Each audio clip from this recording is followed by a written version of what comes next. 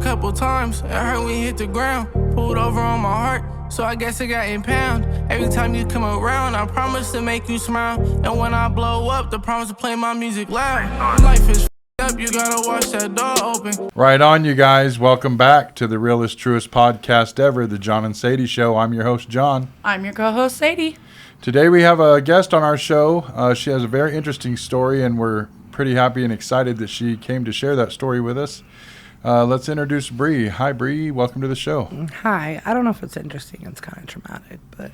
Okay, well, it's interesting. It might help somebody, you know what I mean, traumatizing or not. We do appreciate you coming on and being willing to share your story with us.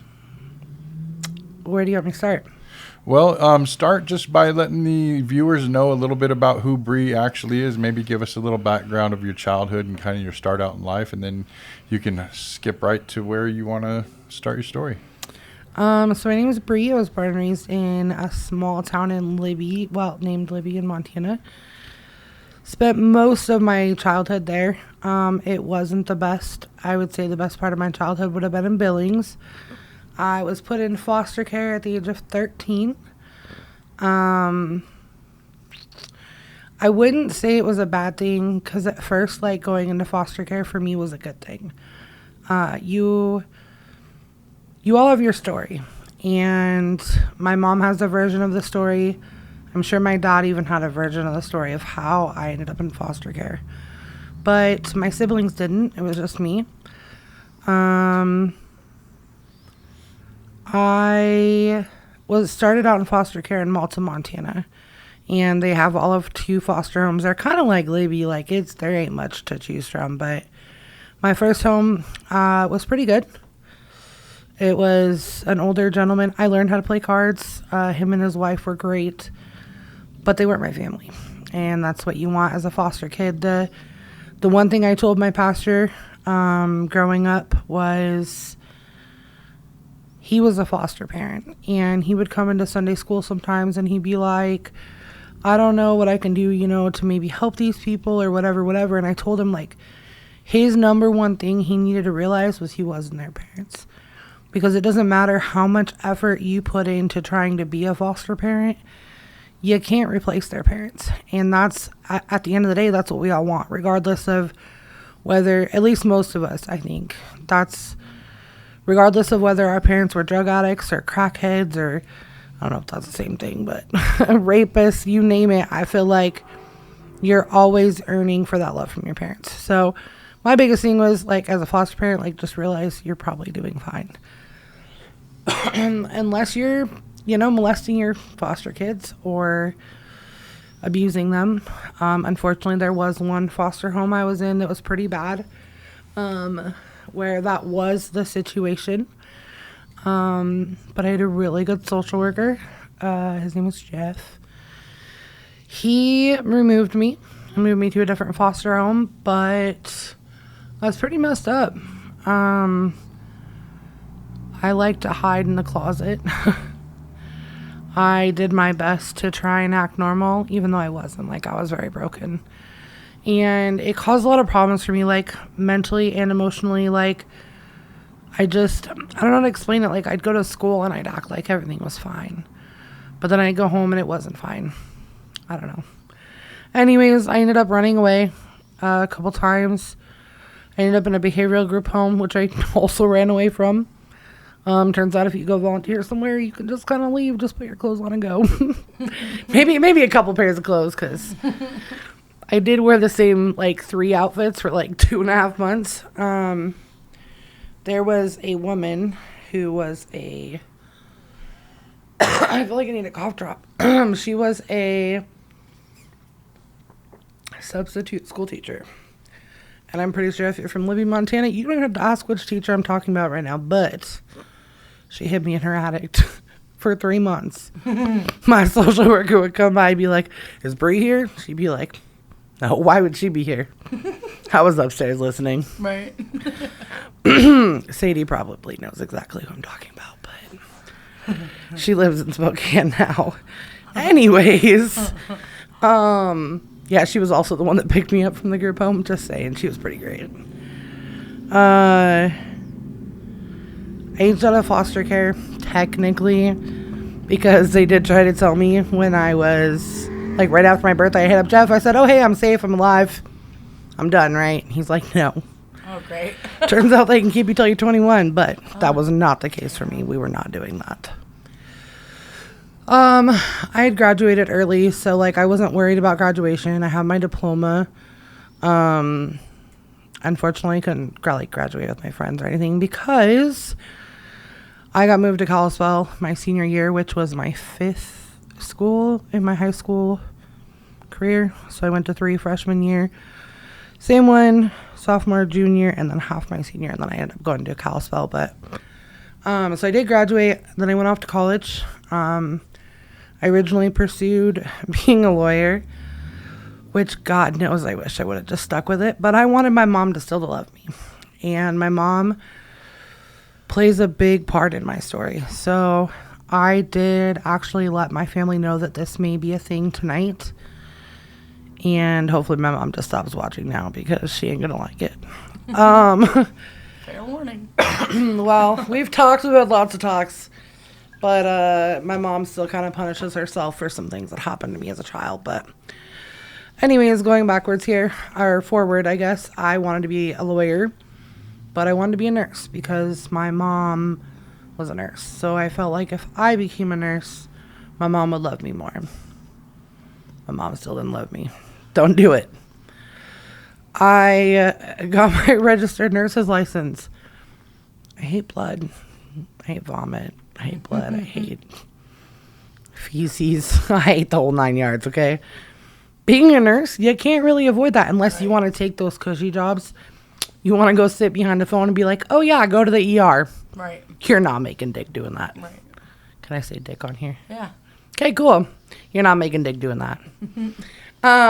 So I was, at the time I was married, to a very amazing man, but, so he paid the bills. I didn't care. I didn't need to work.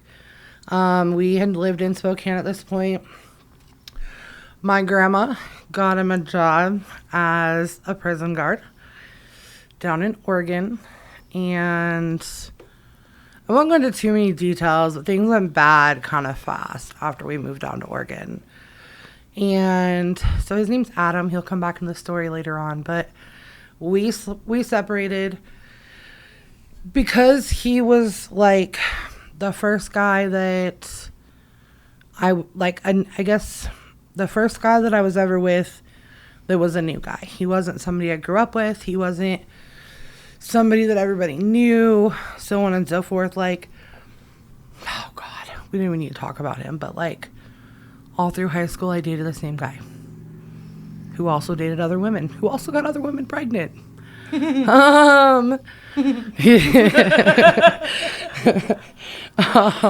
had a couple of us pregnant at the same time. It was great. Don't worry, if he's your baby daddy, he doesn't care about your kids, just so everybody knows. You don't care about women. No, he cares about lots of things, like crack and Right, I was going to say drugs and cocaine alcohol. and currently running from the law. Yeah, he's a fucking idiot. Anyways, enough about him. But I grew up with him, so like I trusted him. He was my first boyfriend. Anyways, I trusted him. Adam was somebody who nobody knew. He was somebody who I met because I wanted to. And it was probably the first guy I ever had in my life that wasn't somebody I grew up with. But I wasn't scared. I went over to his house the very first time and we smoked weed and played video games. Like, just the kind of guy he was. Honestly, we did the same thing like 2 months ago. No weed. In case my parole officer sees us, no weed. Just saying. Anyways, I kind of lost my way after we split up. Because the reason we split up was because he got very violent. I very much so kind of like went back to my childhood and just didn't really care. I met a girl named Kayla Kidd. Just so you know, she's super hot and super in prison if you want to hit her up. Anyways, we partied. We were drunk all day, every single fucking day, bro. We would wake up and we would look at our phones and see which guy's house we were partying at that night. We had some black books. Definitely made some pretty poor choices where men were concerned. But I feel like learning how pathetic men can be and knowing that 9 times out of 10 they just want to get their dick wet was like almost an empowering thing, but also like a super pathetic thing, right? So like there's some things I probably really shouldn't say. We had competitions to see who could like sleep with the most men in a month. Nobody ever won with less than 60 guys, okay? Because of that process though, I had like moved on from feeling afraid or feeling scared of men. At that point I kind of just saw them like a joke, you know? So I was able to change my wiring, I guess. I was to the point where I felt comfortable moving home, which for me, home is Montana. Moving home and trying again. Letting my family back in. Maybe forgiving my dad. So my father molested me as a child. And when I had come out about it, I was 18. Most of my family disowned me. Sorry, I'm not trying to cry. For me to come out about it was really hard because not having people, it's like they knew that it was true, but they didn't want to believe it. And so like some people said things like, well, you must have asked for it. I was 3 years old when it started. So to forgive my family, it was really hard. But I felt like I couldn't move forward. So I went back to Montana and I tried to forgive my family. And I got a job at, I was working at Walmart in Oregon, and I just transferred back to Kalispell.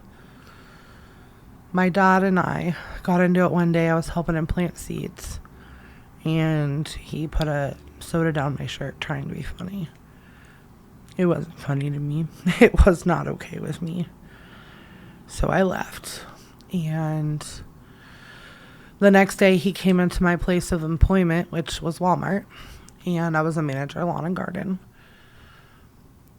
He apologized to me.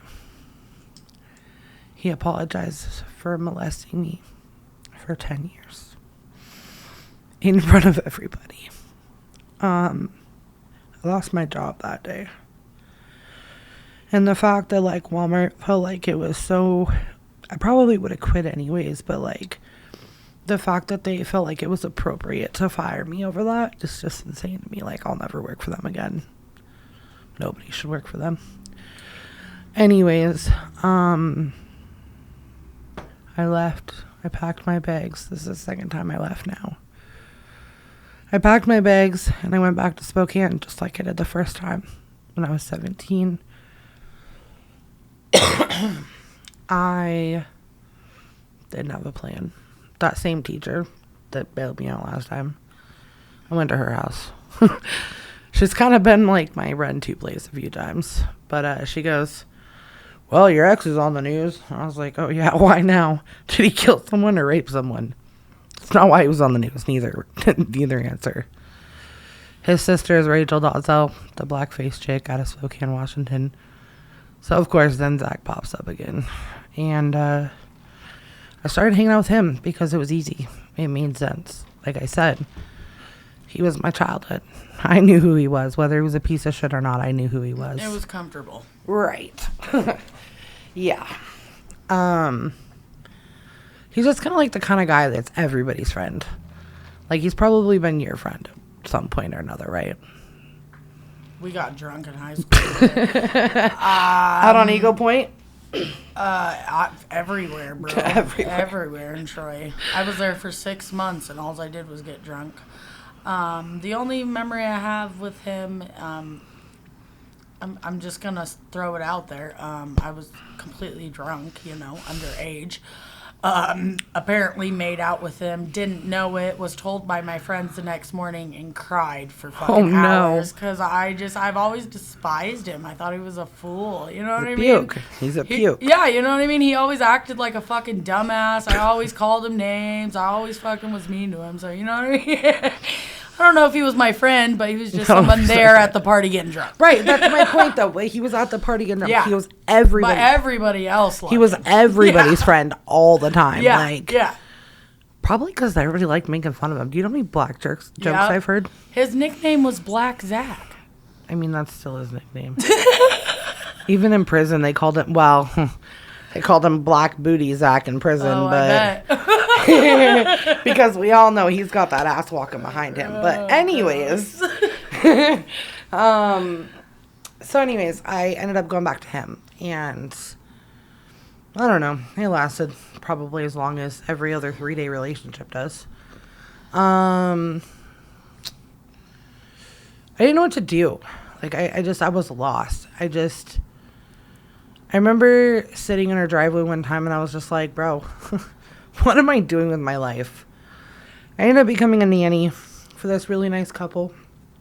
And he introduced me to one of his, I think Nick was his coworker. Anyways, I ended up marrying the dude. Oh man, guys, I have really bad luck. So we met in August of 2015. Drunk at a party. Him and his brother I think they played rock, paper, scissors. I was drunk. I wanted to tattoo. The only way I was going to tattoo was if I put a name on me. So Nick and Adam played rock, paper, scissors to see whose name I got on me. I ended up with Nick. Right there. So I was like, well, fuck, now I got to marry you because I don't know what I'm going to do. The abuse started before we got married, but he promised me, I'll never hit you again as long as we get married. Promise you. This dumb bitch listened, okay? So we got married. He put me in the hospital, 9, 8, 7, 6. On January 5th, 2016, he put me in the hospital with 2 broken ribs and a black eye. I went the next day to the courthouse to get a marriage license because I believed him. Yeah, we got married 3 days later. He was an alcoholic. When he was sober, I can't really say he was better. So people say, oh, well, they only do it when they're drunk. They're not that bad. I don't know about that. I think they're always bad if they're going to put their hands on you. But it depends. I feel like some people might deserve it. I don't know. Maybe that's not fair. But I put my hands on him at this point. So I don't think anybody deserves their hands put on somebody, but...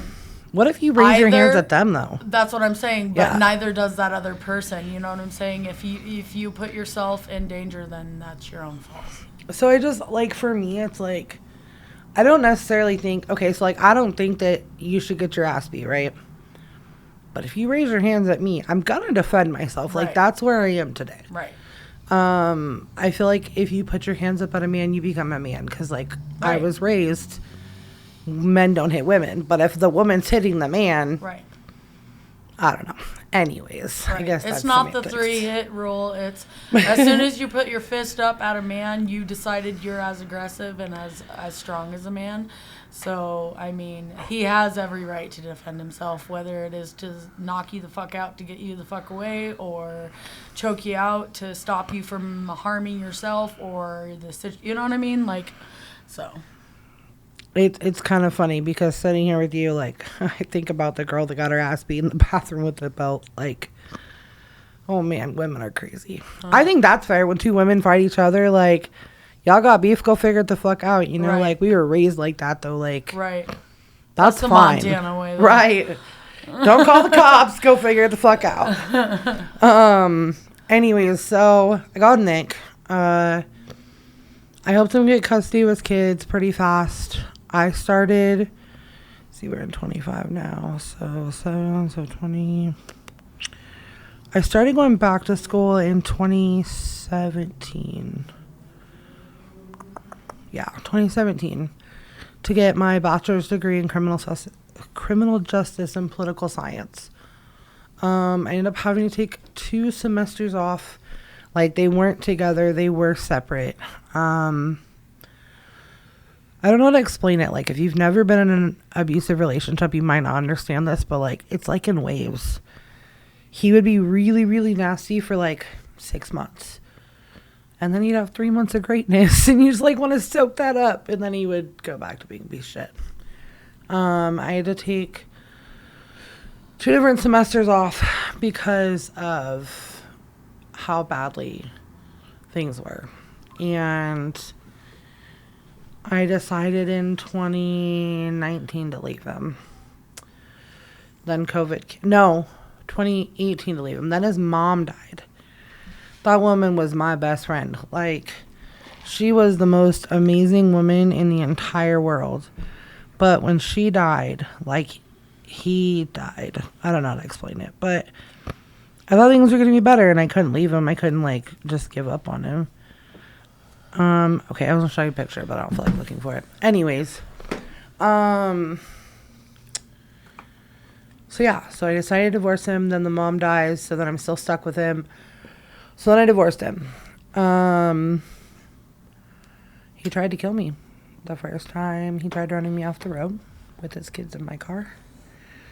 The second time, we were all sleeping in my room because we were afraid of him.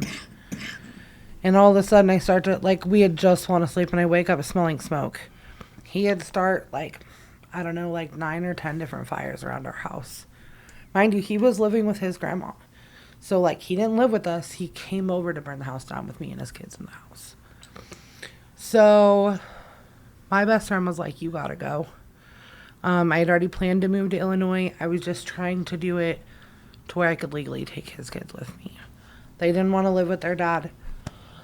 But he told the judge, he said, they're not her kids. And they weren't my kids. He was 20 years older than me. So they're like, they're not her kids. If they will not come live with me, put them in foster care, but they're not going with her, she's not going to be happy. It's literally what he told the judge.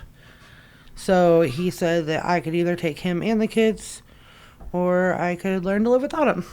So in order for me to live, I had to go. I packed all my stuff. I left in the middle of the night with my little Chimini, and we drove from here to Southern Illinois. I made a lot of mistakes in my life, but I think this one probably in the top 2. Except, I guess I'm going to jump forward and then jump back. So I'm currently facing conspiracy to distribute 50 grams or more of methamphenyl. Coming from a small town girl whose mom said she'd never amount to anything. She'd never graduate, whatever. But she never worried about me being a drug addict or doing drugs or selling drugs or having anything to do with drugs. Because I've always hated drugs. It's kind of crazy. So how did we get there? So, like I said, I was already planning on moving down there. So I had my place rented. I power turned on, everything.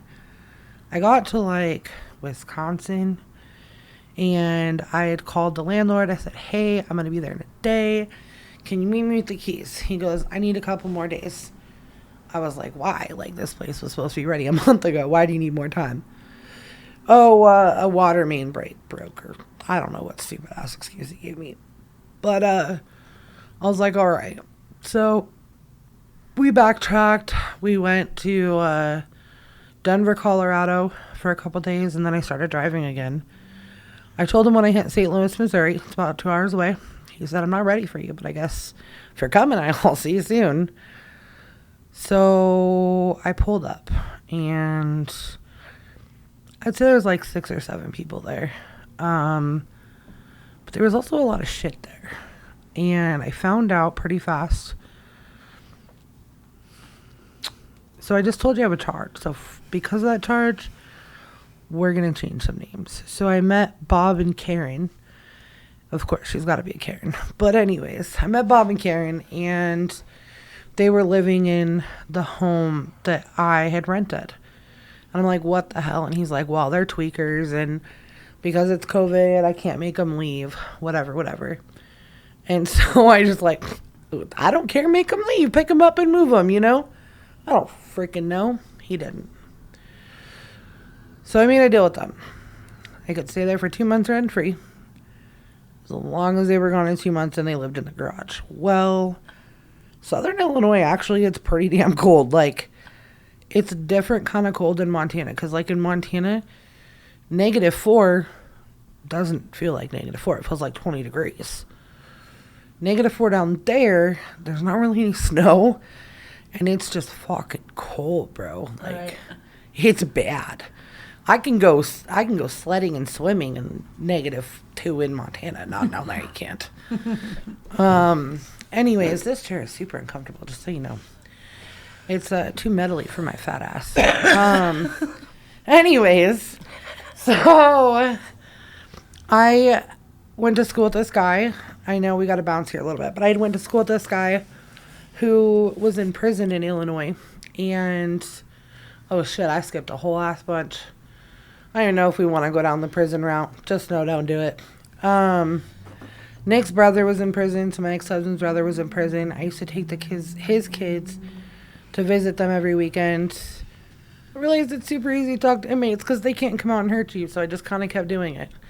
And it really helped in my schooling. Like, I've done a lot of case studies on different people, and it's been so much easier to write my papers when I can just be like, why did you really murder that guy? Like, what were you thinking? Well, I'm glad you were thinking that way, but why didn't you do it this way? Can you just explain it to me? I've seriously wrote my papers so much easier. Anyways, or why'd you rape that person? Illinois. So because I had quit talking to my ex-brother-in-law, I looked up this guy that I went to high school with, who I was really good friends with, and it turned out that he had gone to prison in Illinois.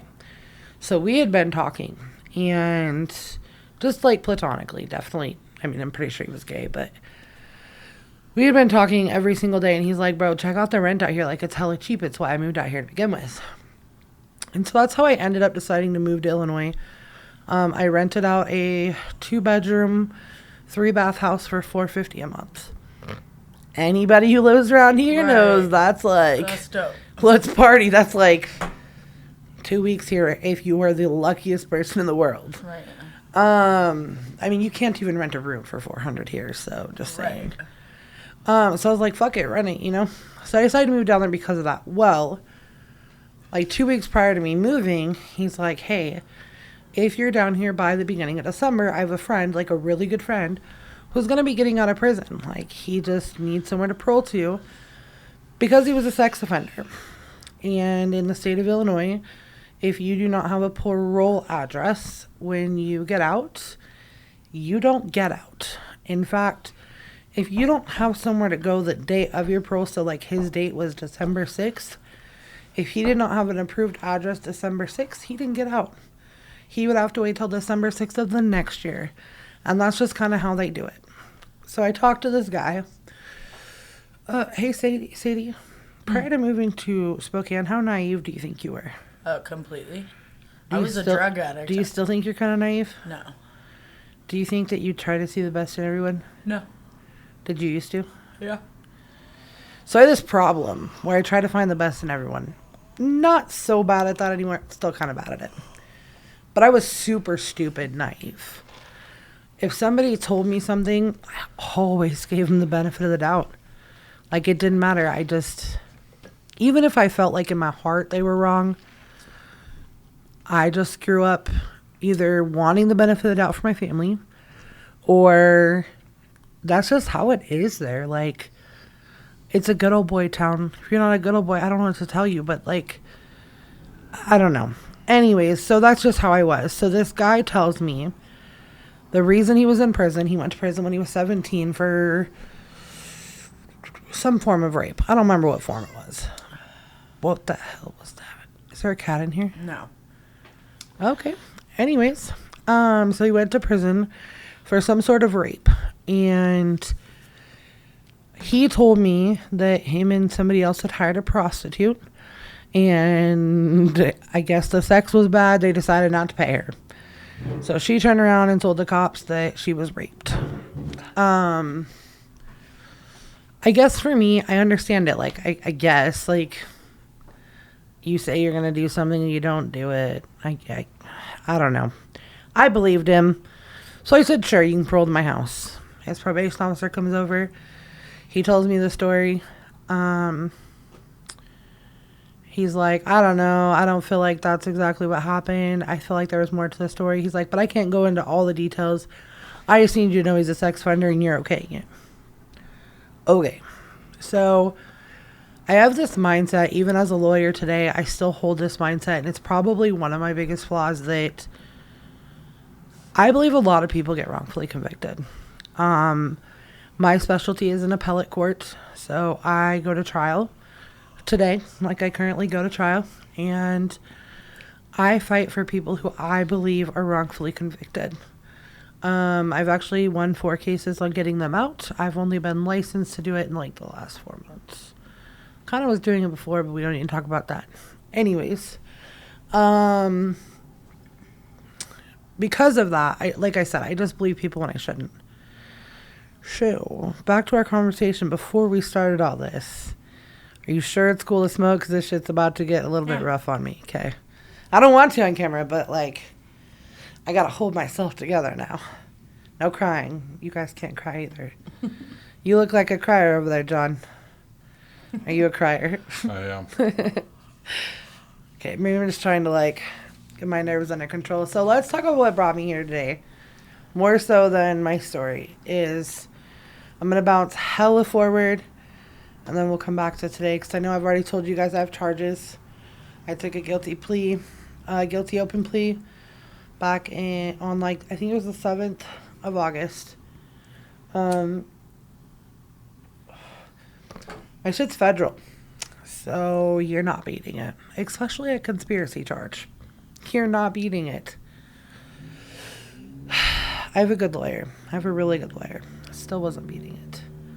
So I took a guilty plea. They do this thing in the feds. I mean, I don't know if they do it state-wise.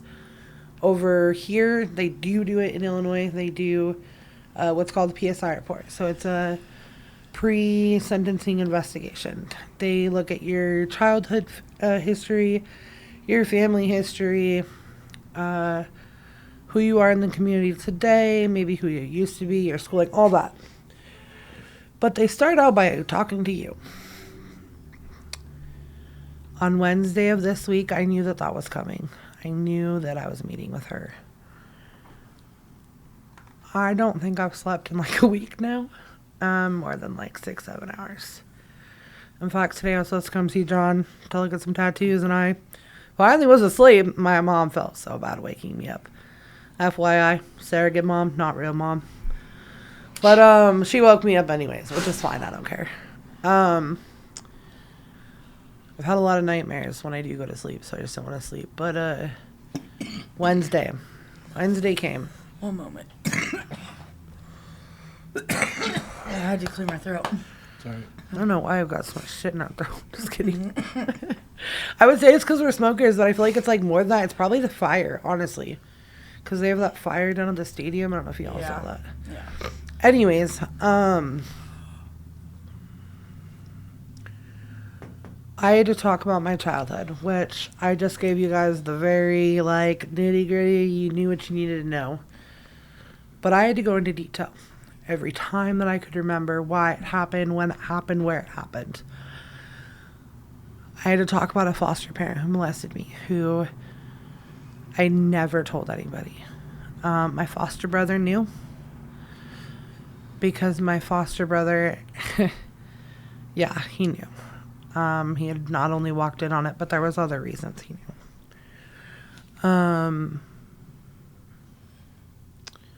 I think the hard part with that one is I love that man today.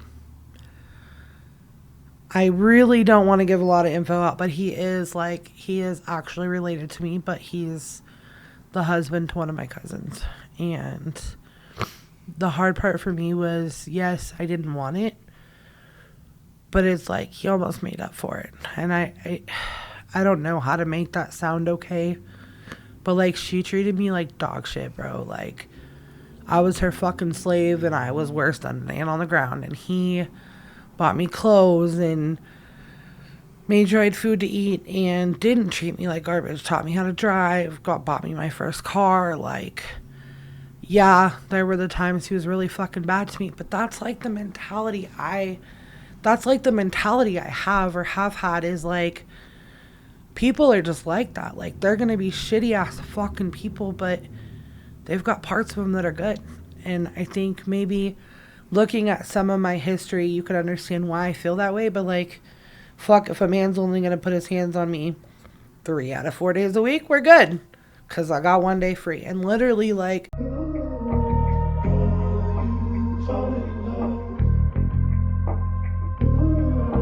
Fell in love a couple times, it hurt when you hit the ground. Pulled over on my heart, so I guess it got impound. Every time you come around, I promise to make you smile. And when I blow up, the promise to play my music loud. Life is up, you gotta watch that door open.